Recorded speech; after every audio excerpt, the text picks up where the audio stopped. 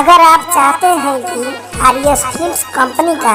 Audio video जल्द पहुंचे, तो आप चैनल को सब्सक्राइब करें और बेल आइकन को दबाना ना भूलें।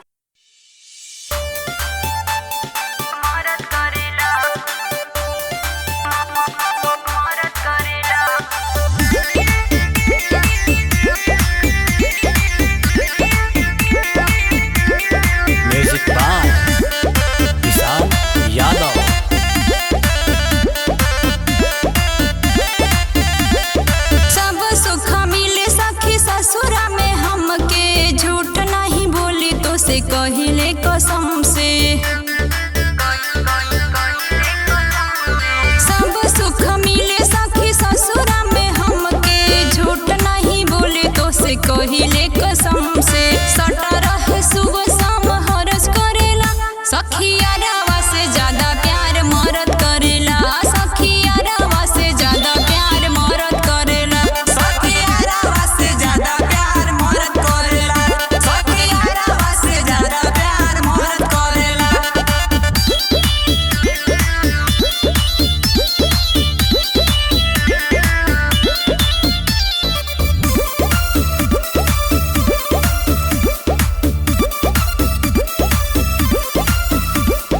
सोना बाबू जानू हमके कह के बोलावे हो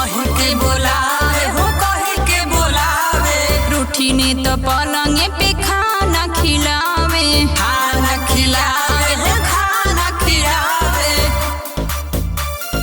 सोना बाबू जानू हमके कह के बोलावे रूठी ला तो पलंगे पे खाना खिलावे कौनो बतिया से उनका न फर्क पड़ेला सखिया रवा से ज्यादा प्यार मरद करेला सखिया रवा से ज्यादा प्यार मरद करेला सखिया रवा से ज्यादा प्यार मरद करेला सखिया रवा से ज्यादा प्यार मरद करेला मरद करेला मरद करेला।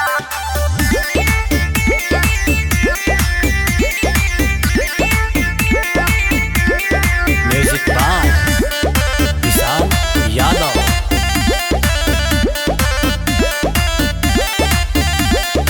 खुश बानी पहले वाला सब गम भुला के हो सब गम भुला के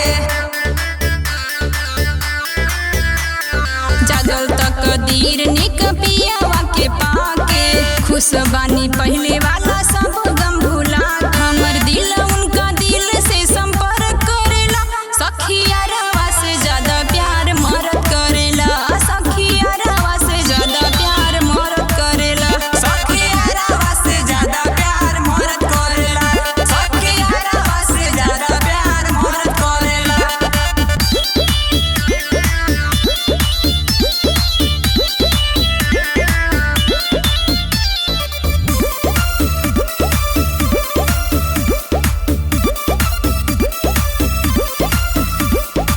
राजकुमार के पूरा होला ख्वाहिश पूरा होला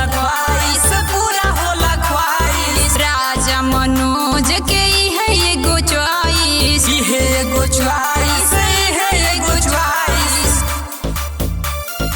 राजकुमार के पूरा होला ख्वाहिश राजा मनोज के है एगो च्वाइस